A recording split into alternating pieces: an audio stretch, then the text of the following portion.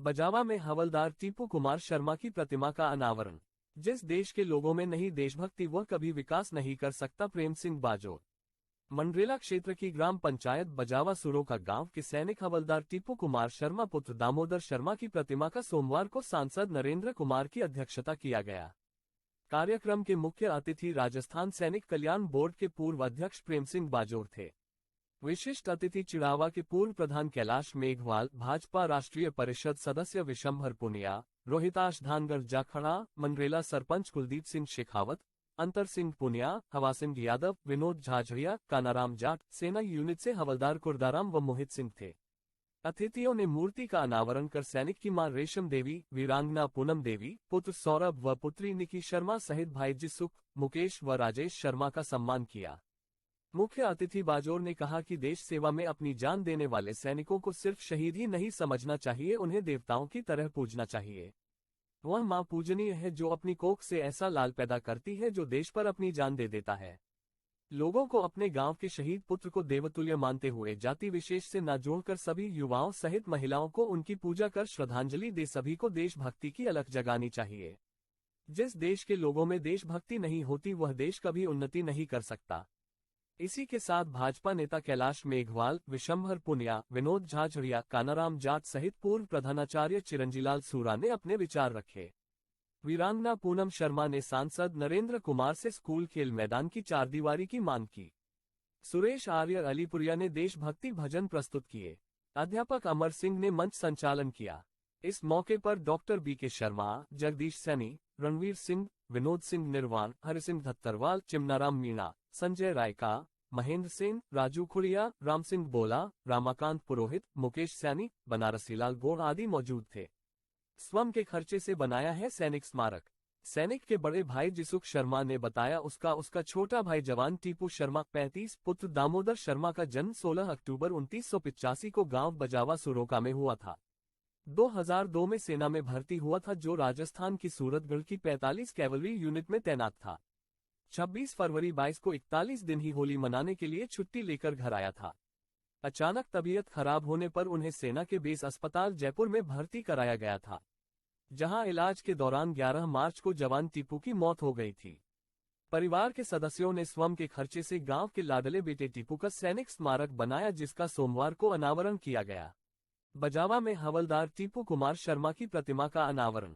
जिस देश के लोगों में नहीं देशभक्ति वह कभी विकास नहीं कर सकता। प्रेम सिंह बाजोर।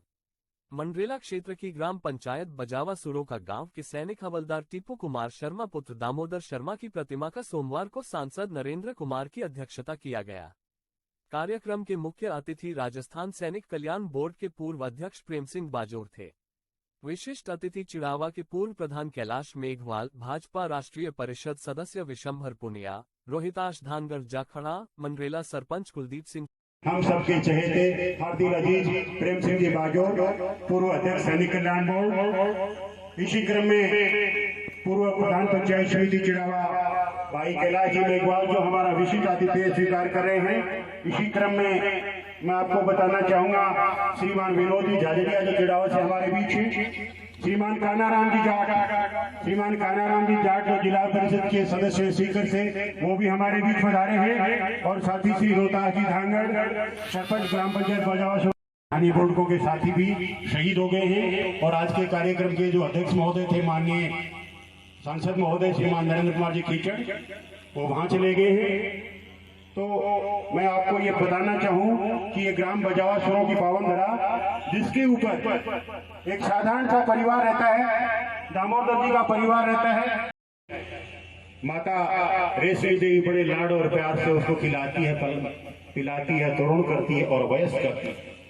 12वीं की परीक्षा उत्तीर्ण करने के बाद वो नौजवान टीपू शर्मा 1 जनवरी 2002 को भारतीय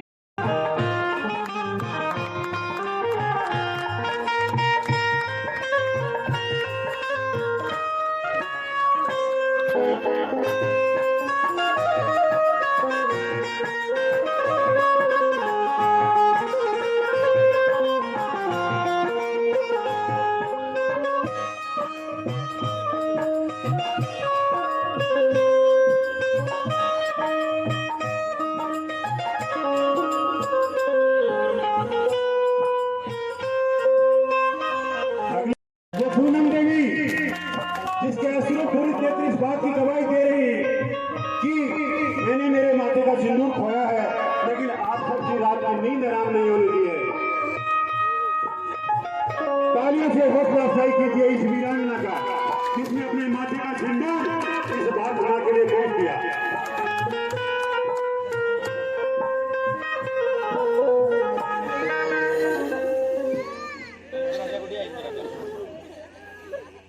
वो नौनिहाल मेरे निकी और सौरभ जिनके सर से पिता का साया उठ गया इस मां भारती के लिए, लेकिन सम्मानित कर्मचारी परिवार और समाज इस बात को प्रमाणित करता है कि हम सब आपके साथ थे। और इसी क्रम में टीपू शर्मा के तीनों भाई आए सम्मानित मंच के सामने, माननीय सम्मानित मंच को एहसास दिलाएं कि हम हमारे इन आश्रितों के आंसुओं को पोंछने के लिए कोई कोर कसर नहीं छोड़ेंगे। आपका स्नेह, आशीर्वाद और मार्गदर्शन बना रहे।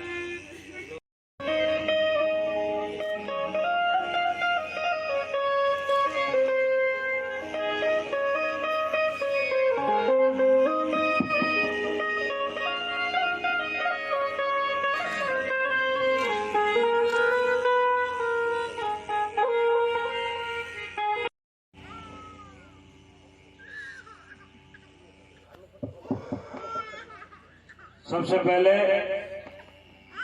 मैं शहीद टीपू जी शर्मा को नमन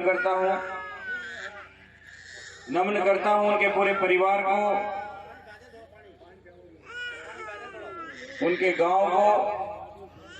आज इस मूर्ति अनावरण कार्यक्रम के मुख्य अतिथि पूर्व मंत्री काका श्री प्रेम सिंह बाजौर साहब, पिता तुल्य बड़े भाई साहब राष्ट्रीय परिषद सदस्य विशंबर जी, विनोद जी, पंचायत समिति सदस्य रोहतास जी धांगड़, आपके सरपंच हवा सिंह जी, जिला परिषद सदस्य कानाराम जी, टीपू जी के साथी मंडेला से सरपंच भाई कुलदीप जी, तिग्यार से सरपंच साहब, तिग्यार से पूर्व सरपंच जी जगदीश जी, फरट से पूर्व सरपंच रणवीर जी, मेरे बड़े भाई साहब और पिता तुल्य पूर्व पंचायत समिति सदस्य भाई राजेंद्र जी बलवदा, विनोद जी निर्वाण, पधारे हुए गांव के और आसपास के पिता तुल्य बुजुर्गों, युवा साथियों, मातृशक्ति और प्यारे बच्चों, आज इस कार्यक्रम में बहुत ही अच्छा कार्यक्रम पर पहली बार मैंने काका श्री की आंखों में भावुकता और नम हुई आंखें देखी हैं, जो कि हम इस परिवार के लिए आज ढांढस बांधने आए थे, ताकत देने आए थे, हिम्मत बांधने आए थे और शायद खुद ही कमजोर हो गए। मैं पुनः इस परिवार को बहुत बहुत नम्र करता हूं कि आपको भगवान पूरी ताकत बख्शे, आप और आपके परिवार के परिवारजन इस दुनिया में खूब तरक्की करें, भाई टीपू जी का नाम रोशन करें। और उनकी जो बच्ची है, मैं बेटी से निवेदन करूंगा कि बेटा इन आंखों के आंसू को अपनी आंखों में बसा लो और इतने ताकतवर बनो कि गांव और ये जिला आपकी तरफ देख के ये कहे कि ये शहीद टीपू शर्मा की बेटी। इस कार्यक्रम में उपस्थित काका श्री प्रेम सिंह जी के बारे में मेरे साथी भाई सुरेश जी ने बहुत कुछ बताया और शायद इनके लिए शब्दों में इनकी प्रशंसा करना शायद मुमकिन नहीं है। इनके लिए मैं तो एक ही बात कहूंगा कि जड़नी जड़े तो जड़िए गुणवंत, न जड़िए धनवंत, गुणवंत के आंगने खड़े रहे हजारों धनवंत। ऐसी शख्सियत मेरे काका श्री है। जो एक बहुत ही नेक काम कर रहे हैं, जिसमें पूरे राजस्थान के शहीदों को सम्मान और उनके घर जा जाकर ये सम्मान दे रहे हैं। मैं उनको नमन करता हूं और आप सब पधारे इस शानदार कार्यक्रम में। बहुत बहुत धन्यवाद। राम राम साहब। सबसे पहले मैं शहीद टीकूराम जी को नमन करता हूं और उनके परिवार को भी नमन करता हूं। आज इस शहीद के मूर्ति अनावरण कार्यक्रम में पधारे परम आदरणीय प्रेम सिंह जी बाजोर, पूर्व मंत्री राजस्थान सरकार, आदरणीय विशंबर जी पूनिया, आदरणीय कैलाश जी मेघवाल, पूर्व प्रधान चिड़ावा, आदरणीय रोहतास जी पंचायत समिति मेंबर, आदरणीय यादव साहब, आदरणीय नरेंद्र जी पूनिया, आदरणीय सीकर से पधारे हुए जिला परिषद के मेंबर और टीकूराम जी के साथ आए हुए सैनिक, अफसर, गांव के बुजुर्गों, नौजवान दोस्तों, मातर शक्ति, शहीद बड़े भाग्यशाली को ये मौका मिलता है कि वो शहीद बनता है। देश की रक्षा करते हुए अपने प्राणों को न्यौछावर करना बहुत भाग्यशाली आदमी के काम में आता है। देश की सेवा करते करते परिवार के अंदर तो सहन करना बड़ा मुश्किल होता है कि वो शहीद हो गया, लेकिन फिर भी परिवार में सहन शक्ति होनी चाहिए कि उसका बहुत बड़ा नाम हो गया। मैं आपको बता दूं कि 1999 से पहले, वाजपेयी साहब से पहले शहीद होते थे, उनकी टोपी और पेटी आती थी।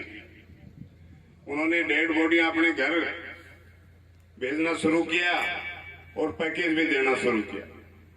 उसके बाद में मोदी जी प्राइम मिनिस्टर बने, उन्होंने 1 रैंक 1 पेंशन दी और शहीदों का और सैनिकों का बड़ा सम्मान किया।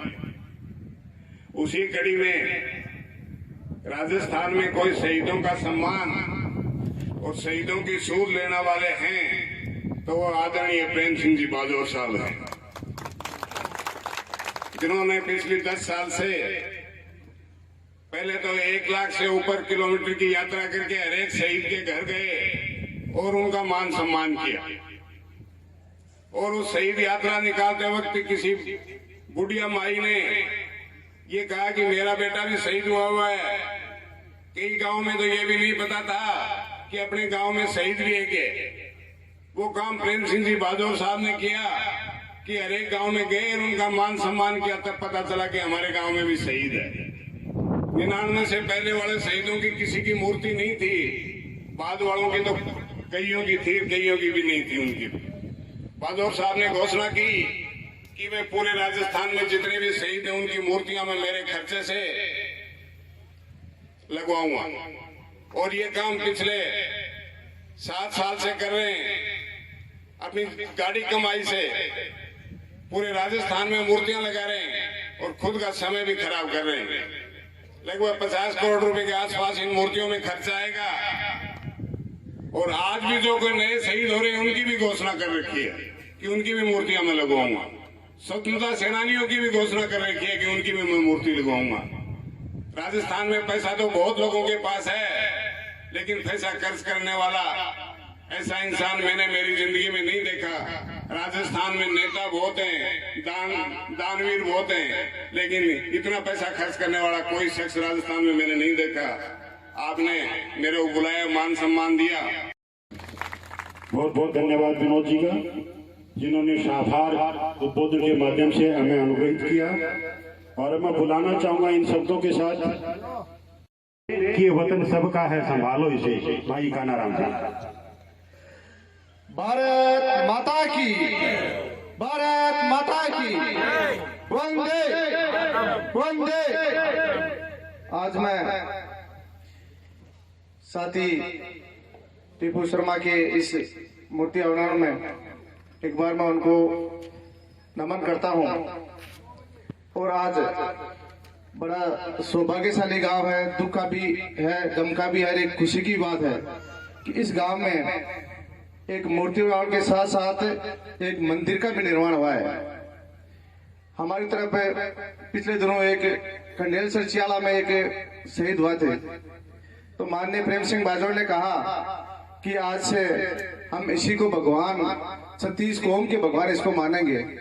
तो पिछले दिनों मेरा वहां जाना हुआ, तो वहां गांव की माताएं बहनें दरंडी भी वहां शहीद की मूर्ति पर चढ़ाती हैं।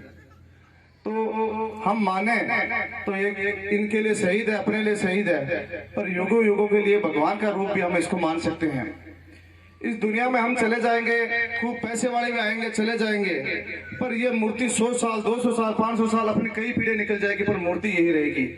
मेरा एक साथी है जो श्रीनगर जम्मू में नौकरी कर रहा है, उससे कई बार मेरी बात होती है, तो वो कहता है अरकाना राम मेरी इच्छा है मैं शहीद हो जाऊं। तो अपने लिए दुख की बात हो सकती है, अपने एक शहीद देश के लिए होना उसके मन में बहुत गर्व की बात होती है। और माननीय प्रेम सिंह जी बाजौर भी एक ऐसे मसीहा हैं जिनको सब आपको युगों युगों तक इस धरती पर याद रखा जाएगा। कई माओं की दुआएं आपको याद रखेंगी, कई की शहीदों के बेटे शहीदों की बेटियां आपको याद रखेंगी कि मेरे माता पिता, मेरे पिताजी, मेरा पति, मेरा बेटा शहीद हुआ था और उनको कोई पूछने वाला नहीं था। और मान्य साहब आपने एक बेड़ा उठाकर संपूर्ण राजस्थान में एक अलग लहर जगाई है, शहीदों के लिए क्रांति की लहर। हम आपके सबके आभारी रहेंगे। धन्यवाद, आपने बुलाया, मान सम्मान दिया, बुलवाया। एक बार फिर भारत माता की वंदे, भारत माता की। जब हमारी सीमा पर ही हमारे प्रहरी हमारी रक्षा करते हैं, और जब कोई समाज के लिए, व्यवस्था के लिए, समुदाय के लिए आत्मोत्सर्ग करता है, तो वो मेरी माँ भारती पर एक देवता के समान है। और अब मैं बुलाना चाहूंगा टीपू शर्मा की मूर्ति अनावरण कार्यक्रम में आज शहीद की माता, वीरांगना व बेटी और उनके भाई और इस बजावा गांव की इस मिट्टी को, इस परिवार को नमन करते हुए आज के कार्यक्रम के मुख्य अतिथि आदरणीय प्रेम सिंह जी बाजौर साहब, आज के कार्यक्रम में मंच पर उपस्थित कैलाश जी मेघवाल, पूर्व प्रधान चिड़ाव पंचायत समिति, यहाँ बजावा के सरपंच हवा सिंह जी यादव, रोहतास जी धांगड़, विनोद जी झांझड़िया, और जो जिला परिषद सीकर से प्रेम सिंह जी के साथ और शहीद को श्रद्धांजलि देने के लिए आए कानाराम जी जाट, और जो टीपू जी के साथ उनकी यूनिट में काम कर रहे दोनों सैनिक अफसर, मंडियाला के सरपंच कुलदीप जी, तिग्यास के सरपंच साहब, उपस्थित सभी माताएं, बहनों, युवा साथियों, बुजुर्गों, आज ये टीपू शर्मा जो एक प्रकार से शहीद हुए थे, लेकिन आज जो मूर्ति लगा के और जो एक नाम कमाया है इस परिवार को और इस गांव को, और माननीय प्रेम सिंह जी को इस बात के लिए धन्यवाद देती रहेगी। वरना क्या है कि लोग भूल जाते हैं शहीद कौन हुआ था, आने वाली पीढ़ियों को पता नहीं चलता। लेकिन जो मूर्ति का जो ये पीड़ा उठाया है, आप सभी को इस बात के लिए, और ऐसी लोकेशन पे जो भी इस गांव में प्रवेश करता है तो सबसे पहले शहीद के दर्शन होंगे। इस बात के लिए इस गांव को, इस परिवार को बहुत बहुत धन्यवाद है। और जब से प्रेम सिंह जी ने तो ये पीड़ा उठाया ही शहीदों की मूर्ति लगाने का, और जब कारगिल युद्ध हुआ था उससे पहले अपन ये सोचते थे कि कौन से सन में कौन शहीद हुआ था। अपने गांव में जो शहीद परिवार के अलावा किसी को ध्यान ही नहीं रहता था कि अपने गांव में बहुत लोगों को तो ये बात रहती थी कि इस गांव में कितने शहीद हैं। अब जब ये मूर्तियां लगने लगी और जो उनको याद करने के लिए लगे, तब ये पता चला इस गांव में भी शहीद है, इसमें भी शहीद है, और जिले में है तो वो झुंझुनू जिला है। और सबसे ज्यादा सैनिक है, और जो पूर्व सैनिक हो चाहे वर्तमान सैनिक हो, उसमें भी झुंझुनू जिला सबसे अव्वल है। इस बात के लिए, और जो शहीदों का सम्मान बढ़ाया उस कारगिल युद्ध के बाद में, उस भारत रत्न माननीय अटल बिहारी वाजपेयी जी को झुंझुनू की ओर से धन्यवाद देते हैं, जिन्होंने इनकी सूद ली और शहीद तो हो गए, लेकिन जिनको याद करने के लिए जो पीड़ा उठाया, उस बात के लिए उनको बहुत बहुत धन्यवाद है। आप सभी ग्रामवासी पधारे, आपका भी बहुत बहुत धन्यवाद है। आने वाली पीढ़ियां इस शहीद को और याद करने के लिए वह जब भी कोई भी ऐसा कार्यक्रम हो जिसमें शहीद टीपू शर्मा को जरूर याद करते हुए और आने वाले हर वर्ष इस पे इसी तरह मेला लगता रहे और सभी इनको याद करते रहे। आने वाली पीढ़ियों को पता चलेगा कि हमारे गांव का ऐसा युवा, ऐसा वीर था जो शहीद हुआ था इस देश के लिए। आप सभी पधारे, बहुत बहुत धन्यवाद। जय भारत। उन्होंने समय समय पर अथक प्रयास किए हैं और तत्कालीन और वर्तमान लोक कल्याणकारी सरकारों ने सहयोग भी किया है। एक तरफ की चारदीवारी के रूप में पूर्व विधायक श्रीमान सुंदरलाल जी ने जो कार्य आरंभ करवाया था, उस कार्य की अपूर्णता को आज ये गांव सम्मानित मंच से पूर्णता में तब्दील होना देखना चाहता है।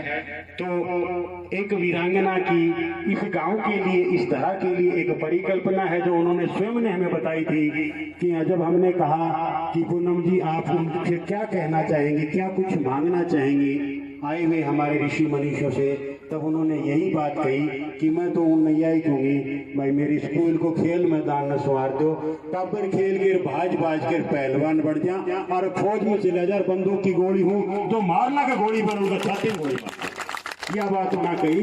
तो पूनम जी आपकी तरफ एक निवेदन प्रतिनिधि जो हमारे विशंबर जी हैं उनके बीच हमारे बीच में है, उनको देना चाहती हैं। तो इन्हें यही कहा कि गुरुजी मैं तो यही बात चाहूँ कि मेरे गांव की खेल मैदान को निर्माण हो जा, स्कूल बैठ जाओ और स्कूल का के खेल मैदान में ट्रैक हुआ कि वो बनकर छोड़ा साहब और इस परिवार से। और जब भी छुट्टी का दिन नहीं हो आप जीवनों तक पधारें और सांसद साहब से हम निवेदन करेंगे जरूर इसमें मदद करने की पूरी कोशिश करें। धन्यवाद आदरणीय विश्वम्बर जी। और शहीद टीपू कुमार जी को सिर झुका के प्रणाम करता हूं और उनकी माता जी और वीरांगना उनको भी मैं हाथ जोड़ के प्रणाम करता हूं। आज का जो ये कार्यक्रम है उसमें अध्यक्षता कर रहे आदरणीय पूनिया जी, आदरणीय हमारे सुंदरलाल जी काका, खूब झुंझुनू जिले में राजनीति की, आज भी कर रहे हैं, उनके सपूत रहे, प्रधान भी रहे हैं कैलाश जी, आदरणीय विनोद जी झाझड़िया साहब, आदरणीय यादव साहब, हमारे कानाराम जी जाट छात्र संघ के अध्यक्ष भी रहे, अभी वर्तमान में जिला परिषद सदस्य हैं, सेना से पधारे हमारे अधिकारी, यहाँ के सरपंच साहब और मंच पे विराजमान सभी गणमान्य व्यक्ति, मेरे सामने विराजमान सभी गांव के बुजुर्गों, नौजवान दोस्तों, माताओं, बहनों, प्यारे प्यारे बच्चों, ये प्रार्थना करता हूं कि ये शहीद जो है ये देवताओं के देवता है, इनसे बड़ा देवता धरती पे कोई आज तक पैदा ही नहीं। और ये इसलिए कहता हूं कि अपना 135 करोड़ का देश है और इस देश में जितने मंदिर बने हुए हैं और उन मंदिरों में जितने भी देवता विराजते हैं, आप एक भी देवता का कोई ऐसा इतिहास नहीं है, इतिहास उठा के देख लीजिए कि अपनी माँ के कोई देवता पैदा हुआ, वो भी आपकी तरह से, हमारी तरह से इंसान पैदा हुए, मनुष्य पैदा हुए। लेकिन देवता अपन इसलिए मानते हैं, पूजते हैं कि जब जब कोई हिंदुस्तान की धरती पे परेशानी आई, उस जमाने में देश हित में वातावरण बनाया, देश हित में पूछते हैं। ऐसा एक भी देवता का इतिहास नहीं है कि वो देश के लिए बड़ी जान निछावर की। और ये जो शहीद आज जिसकी मूर्ति का आपने हमने सबने अनावरण किया, इन्होंने देश के लिए जान निछावर की। तो देश के लिए जो जान निछावर करता है उससे बड़ा देवता इस धरती पे पहले ना तो कभी था, अब आगे का मत नहीं। तो इसलिए मैं सबको प्रार्थना करता हूँ कि इनको देवताओं के रूप में मानना, पूजना, जात जरूला उतारना, धर्म के साथ जोड़ना, इस देश की धरती पे रहने वाले 36 बिरादरी के लोगों की सबकी जिम्मेदारी है। वो इसलिए कि ये शहीद कोई अपनी जाति के लिए, परिवार के लिए, गांव के लिए शहीद नहीं हुए, ये देश के लिए जान न्यौछावर की है, इसलिए अपनी सबकी इस देश में रहने वाले आपके बीच में और रख रहा हूं। अपना ये इतना बड़ा 135 करोड़ का देश है और इस देश में जितने हिंदू रहते हैं, जितने अपने मोहम्मदन भाई रहते हैं, जितनी जनसंख्या हिंदुओं की है,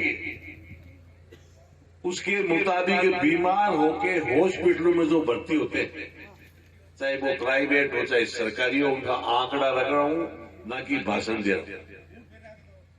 और जितने अपने मोहम्मदन भाई हैं, उनकी जितनी जनसंख्या उसके मुताबिक बीमार होके हॉस्पिटलों में भर्ती होते हैं, वो जनसंख्या के हिसाब से बहुत कम जाते हैं, बीमार कम होते हैं। और हिंदुस्तान में जो हिंदू है, उनकी जितनी जनसंख्या उसके मुताबिक चाहे वो प्राइवेट हो सरकारी हॉस्पिटलों में जो भर्ती होते हैं, वो ज्यादा जाते हैं, बीमार ज्यादा होते हैं। जबकि सबको पता है कि हिंदुस्तान में हिंदू गांवों में ज्यादा रहते हैं, इनकी आबादी गांव में होती है। गांव में खुला वातावरण मिलता है, अच्छी आब हवा मिलती है, देसी खाना खाते हैं, तो मैं समझता हूं बीमार होने का कोई कारण ही नहीं बनता। और अपने मोहम्मदन भाई जो इस देश में रहते हैं, वो ज्यादातर उनकी आबादी शहरों में होती है, कंजेस्ट एरिया होता है जनसंख्या के, जहां एकदम गिरा हुआ एरिया होता है, वहां ज्यादा रहते हैं। और खाना खाते हैं वो मुझे बताने की जरूरत नहीं, सबको पता है। तो कायदा से हॉस्पिटल में उनको ज्यादा जाना चाहिए, बीमार उनको होना चाहिए, लेकिन ये जस्ट उल्टा हो रहा है। ये उल्टा हो रहा है, इसका कोई बहुत बड़ा कारण नहीं है, ये छोटा सा कारण है, इसको समझने की आवश्यकता है। आज के 1400 साल पहले मोहम्मडन्स के जो बुजुर्ग थे, वो इतने एडवांस थे, होशियार थे। इस योगा को हाईजेक करके निवाज का नाम दे दिया और पूरे विश्व में 1400 साल पहले कहीं भी कोई निवाज नहीं पढ़ी जाती थी विश्व, और उसको निवाज का नाम देके पूरे विश्व में अपने समाज को समझाने में कामयाब हो गए।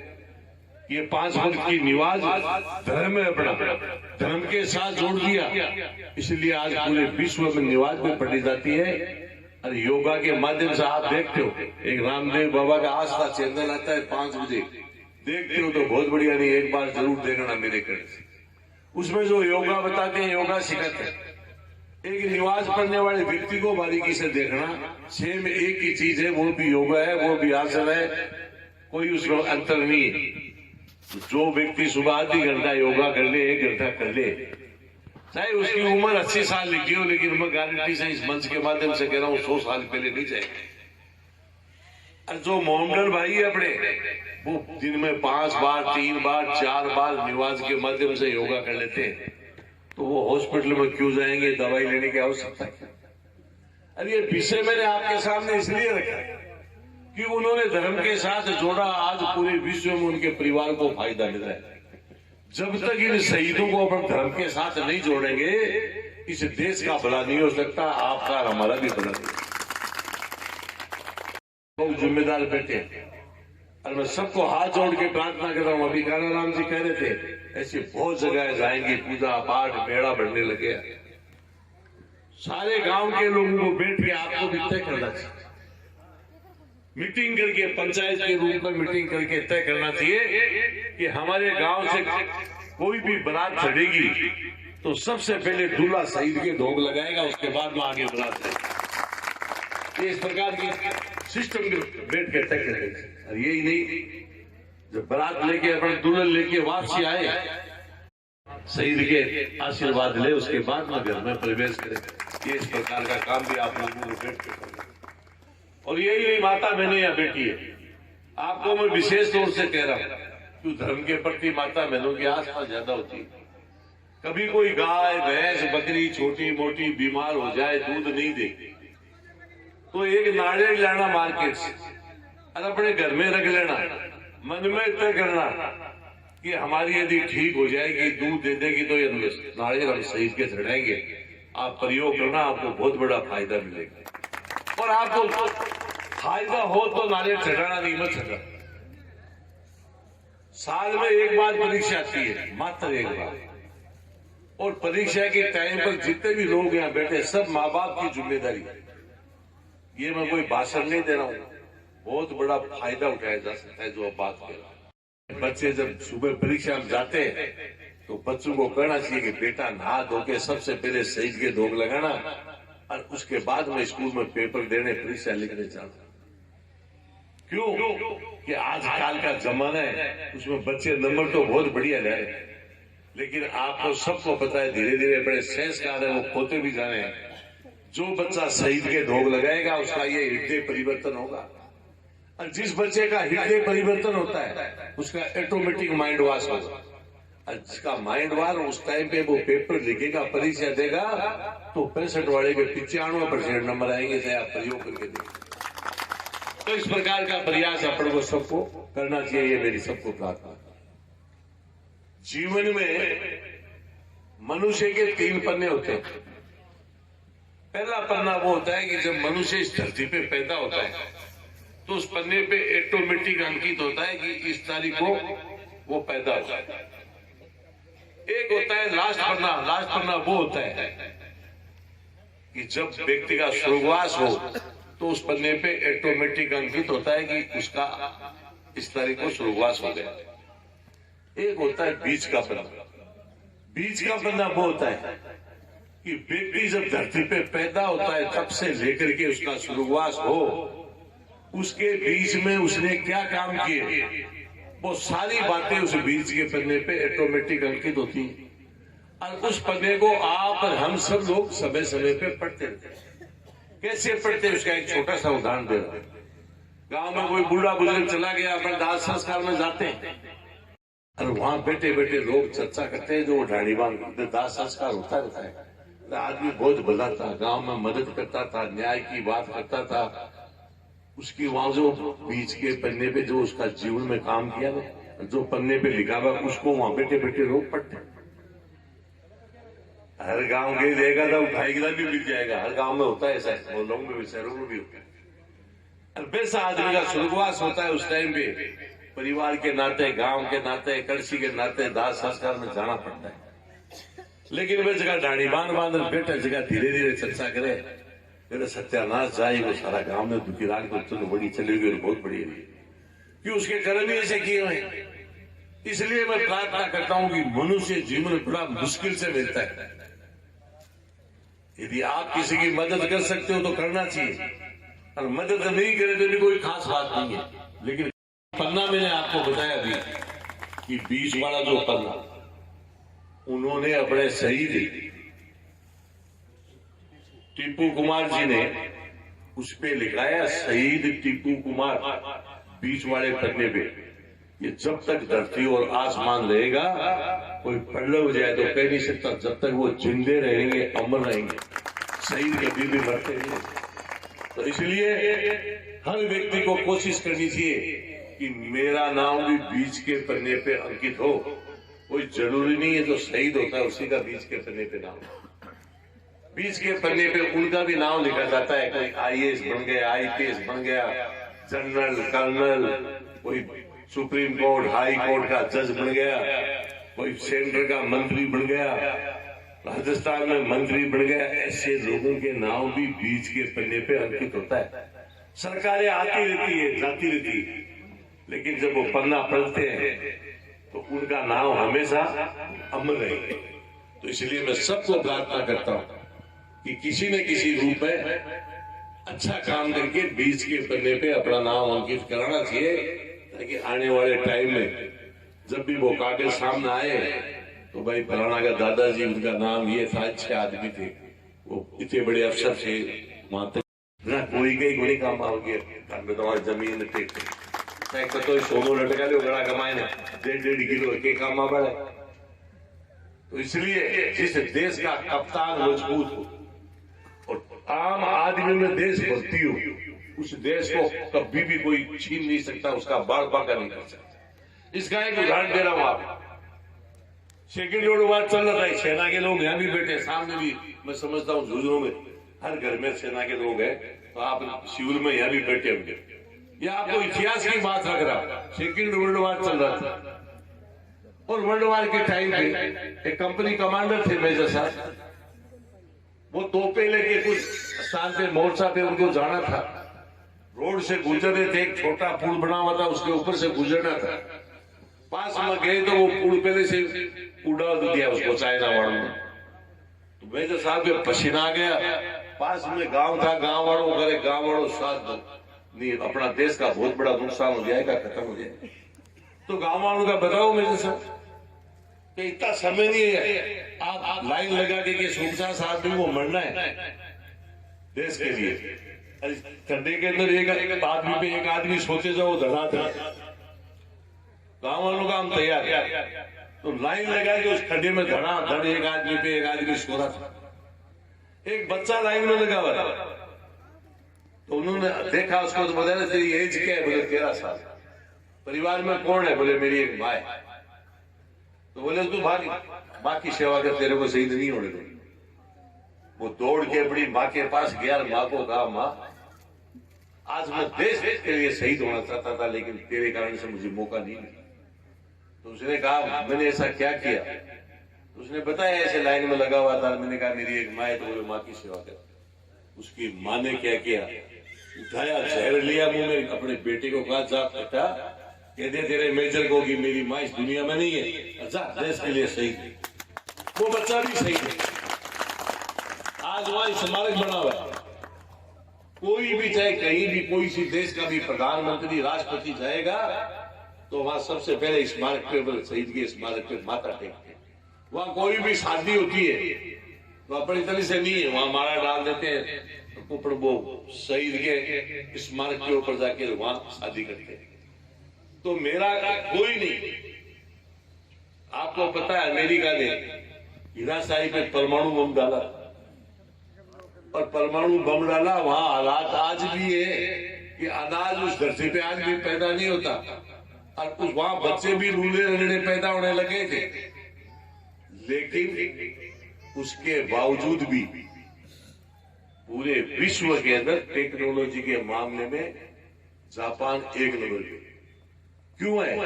कि वहां कूट कूट के लोगों के दिमाग में देशभक्ति भरी पड़ी है। जो कंट्री देश हो गई थी फिर भी आज विश्व में 1 नंबर पे। इसलिए मैं सबको प्रार्थना करता हूं कि आप अपने लिए, हमारे लिए नहीं, अपने आने वाले बच्चों के लिए, पीढ़ियों के लिए, यदि आप उनको सुरक्षित देखना चाहते हैं, जिंदा देखना चाहते हैं, उनकी प्रोग्रेस देखना चाहते हैं, तो देश हित में भी छोटा मोटा काम करना चाहिए। देश हित में किसी की बेटी की शादी है और यदि 2 आदमी गांव के चले गए, जाकर के पातल उठाने लगे, बरात को जिमाने लगे, ये भी देश सेवा है। और लड़की के माँ बाप कभी जीवन में नहीं भूलेंगे आप कि मेरी बेटी की शादी में गांव के वो 15 बच्चे थे जो पातल उठा रहे थे। गांव में सरकारों ने रोडें खूब बना दी, नालियां बना दी, लेकिन हर गांव की हालत आप भी देखते हैं, मैं भी देखता हूँ, नालियां छिड़ती रहती है। अरे गुटके सूट के खाने वाले कचरे मर जाए जहाँ बगाते रहते हैं, ये दुनिया भर का प्रदूषण फैलता है। नालियों में ऐसे जर्म्स पैदा हो जाते हैं। आप लोग सोचते हैं कि वो पर्टिकुलर उसी जाति का आदमी आएगा और वही नाली साफ करेगा। क्यों? अपन क्यों नहीं कर सकते? और मैं आपको बता दूं, जो गंदगी साफ करने वाला व्यक्ति होता है वो सबसे बड़ा आदमी है दुनिया में। क्यों है वो सबसे बड़ा आदमी? उसको दूसरे रूप में देखते हैं अपने, बहुत बड़ी बेवकूफी है अपनी। क्यों है? सबसे बड़ा आदमी कैसे है? जब तक बच्चे अपने पैरों पे खड़ा नहीं होते, उनकी गंदगी साफ कौन करता है? माँ करती है। अगर वो नहीं आते से अपन को खाना खिलाती है तो अपनी माँ क्या गंदी हो गई है? तो इसलिए 2 आदमी उठ करके नाली साफ कर दी, उस नाली में से जर्म्स पैदा हो जाते हैं। 3 मीटर तक छोटे बच्चों को अटैक करते हैं।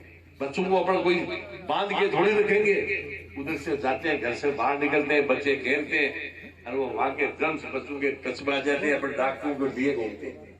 तो मेरा एक निवेदन है कि किसी न किसी रूप में देश हित में छोटा मोटा काम सबको करना चाहिए। मेरी प्रार्थना। एक ले लद्दाख है अपने, वहां एक सैनिक की पोस्टिंग थी, ऊपर पहाड़ पे पोस्टिंग थी।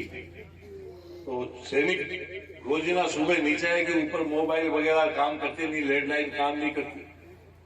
तो वो 3-4 किलोमीटर पहाड़ से उतर के नीचे आए और एटीएम में 100 का नोट डाले, दूसरे दिन 100 का नोट निकाले, दिल्ली आवे। वहां कोई दुकानदार थे, उन्होंने कहा यार फौजी साहब आप दिल्ली आते हो, कोई निकालना है, गाड़ना है, 10-5 दिन का एक साथ ही कर लो। अरे बोले भैया मैं इसलिए नहीं कर रहा हूँ, मैं एक दिन निकालता हूँ, एक दिन देता हूँ। अरे इसलिए करता हूँ कि मेरी धर्मपत्नी को पता चल जाए कि मैं जिंदा हूँ। ऐसी ऐसी परिस्थितियों के जरिए लोग आप देखते हो, हर घर में टीवी लगी हुई है, बॉर्डर पर खड़े थे, पीठ पे 10-10, 15-15 किलो वजन लाद करके, चाहे माइनस हो, धूप हो, रात हो, तावड़ा हो, गर्मी हो, सर्दी हो, पल के नहीं झपकती इनकी पलक। ऐसे चाहे गोली मारनी पड़े, चाहे खुद को खानी पड़े, लेकिन दुश्मन अपनी सीमा के अंदर पैर थोड़ी दे। इसलिए शहीद की मूर्ति कहीं भी दिखे, अरे यदि अपन उधर से गुजरे तो शीश झुका के वहां प्रणाम करना। गौरव सेनानी, वर्तमान सैनिक यदि कहीं भी मिले तो जय हिंद करके उनको सलूट देनी चाहिए, उनका मान सम्मान बढ़ाना चाहिए। देशवासियों को आज इस देश के अंदर आप और हम सांस ले रहे हैं, आराम से बैठे हैं, ये सारी की सारी देर इन सेना के लोगों की, शहीद परिवारों की, शहीदों के कारण से। तो इसलिए मेरी सबको प्रार्थना है, लास्ट बात कह के मेरी बात को विराम देता हूं। एक सिक्किम जगह प्रदेश है अपनी तरह से, चाइना बॉर्डर के ऊपर। मैं एक बार वहां घूमने गए थे, वहां चाइनीज खड़े थे, इधर अपने खड़े थे। एक वहां मैंने देखा जो मंदिर बना हुआ, और उस मंदिर में सेना के लोग ड्रेस में पहने हुए वहां ताली ला रहे थे। ये जो आप बात बता रहा हूं ना आपको, ये हर आदमी के पास मोबाइल है, ये बिल्कुल ओरिजिनल बात आपके सामने रख रहा हूं। बाबा हर भजन के नाम उसकी वेबसाइट है, आप खोल के चेक कर लेना जो अपनी बात बता रहा। सेना के लोग वहां ताली ला रहे थे। मैंने उनको पूछा, भैया आप फौज के ड्रेस में और मंदिर में ताली ला रहे हो? तो उन्होंने बताया कि साहब हमारे यहाँ हरभजन नाम का सिपाही काम करता था, उसका इतिहास बताया। अपने नोलगढ़ का ही जानकार मिल गए अपने एरिया के, तो वो काम करता था, उसका पैर रपट गया, वो मर गया। और मरने के बाद रात को बॉर्डर के ऊपर घोड़े पे चढ़ के गश्त करता था। मरने के बाद तो बोले इसका इसलिए मंदिर बना दिया हमने, इसकी पूजा पाठ करे, उसका पूरा ब्यौरा बताया। और उन्होंने अपने अधिकारियों को, ऊपर जो बड़े बड़े अधिकारियों को समय समय पे बताया कि रात को वो गश्त करता है, कोई सिपाही सो जाता है उनके चनपट मार देता है। तो मरे हुए आदमी को सेना इतनी बड़ी संस्था देश की, उसको जिंदा कैसे मालूम? लेकिन ये चर्चा चलती रही, बहुत सारे लोग गए, बहुत सेना के अधिकारी वहां जा जाके रात को देखा, उनको भी वो आदमी घोड़े पे गश्त करता हुआ नजर आया। फिर केंद्र सरकार ने एक कमेटी बनाई, 10-12 बाहर के विदेशी पत्रकारों को बुलाया, साइंटिस्ट आए, अपने हिंदुस्तान के साइंटिस्ट गए, सेना के बड़े बड़े लोग गए, कुछ पॉलिटिकल केंद्र के मंत्री गए, तो अरे से वो टीम एक साथ जाके और वहां रात को देखा तो उनको भी गश्त करता हुआ नजर आया। तो उसके बाद में ये तय कर दिया कि इसको जिंदा मान लिया जाए, मरे जिंदा मान लिया, मंदिर बढ़ा दिया। सेना में छुट्टी होती तो बाकायदा ट्रेन में रिजर्वेशन होता था, छुट्टी काट के वहां आता था। प्रमोशन समय समय पे उसके होते रहे, तनख्वाह उसकी चालू की। अब थोड़ा दिन पहले ऑर्डिनरी कैप्टन से वो रिटायर हुआ। ये विषय मैंने आपके सामने इसलिए रखा कि मरने के बाद भी इनके दिमाग में देश देश देश दिखता है। चाहे अपने बेटे हो, भतीजा हो, भाई हो, सेना में जाते हैं, अपने ही लोग जाते हैं, लेकिन जब इनकी ट्रेनिंग होती है, वहां का वातावरण ऐसा होता है कि उसके बाद में परिवार सेकेंडरी होता है, इनके लिए देश पहले होता है। तो जो देश के प्रति जो भावना रखे, उनसे बड़ा देवता और कौन हो सकता है? इसलिए मैं सबको प्रार्थना करता हूं कि इन लोगों की जितनी मान सम्मान अपन करें, करनी चाहिए। आपने बात को सुना, अभी जो बाउंड्री वाल के लिए कहा है, मैं पूनिया जी, हम सब लोग सांसद साहब से बात करके दिलवाएंगे आपको 100% हो तो करना। अब जो जितने लोग या विराजमान है उनको हाथ जोड़ के प्रार्थना कर रहा हूं कि जिन्होंने वहां धोख लगा ली, बहुत बड़ी नहीं लगाई, तो यहाँ से उठने के बाद सब शहीद के धोख लगा के आशीर्वाद देके अपने घर जाएंगे। यही मेरी सबको प्रार्थना है। बहुत बहुत धन्यवाद। नमस्कार।